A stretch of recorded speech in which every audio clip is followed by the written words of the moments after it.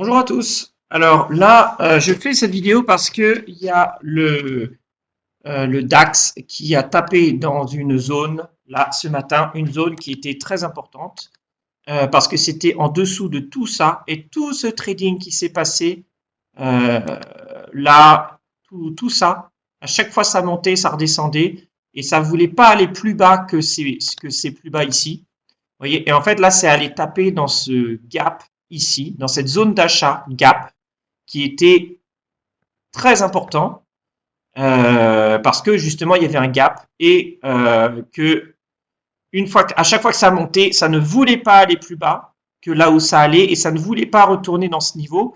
Et ça veut juste dire qu'il y avait tellement d'acheteurs à ce niveau-là que les marchés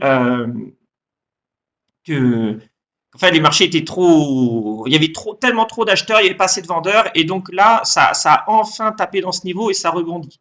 Donc là il y a vraiment les probabilités pour que le DAX continue de monter et retourne là enfin au plus haut et continue de monter plus haut sont très très fortes. Les chances que le DAX là à partir d'ici monte plus haut sont très très fortes. Si je vous montre le niveau avec un petit peu plus de détails à 30 minutes.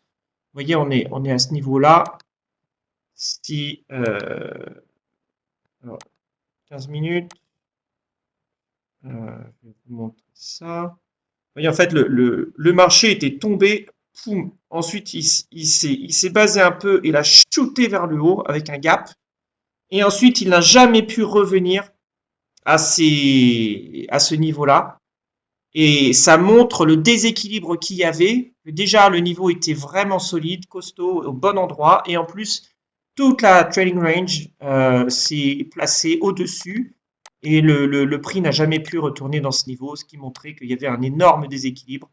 Et là, donc ce matin, aux heures européennes, le marché a tapé dans ce niveau et a rebondi.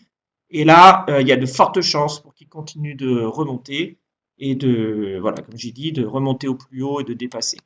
Là, c'est vraiment aller chercher les acheteurs qui cherchaient à acheter là, les institutions, pour pouvoir laisser ensuite le marché monter plus haut.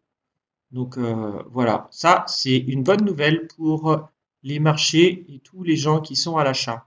Donc voilà, après on a les autres marchés, mais tous les marchés sont assez reliés. Donc quand on voit les marchés du S&P, tout ça, ça n'a pas arrêté de tomber ces 3 derniers jours. Et là on voit que bon, bah, il y a de fortes chances que ça suive les marchés européens. Donc on va voir et on va se tenir au courant sur l'évolution de tout ça. À plus tard. Bonne journée.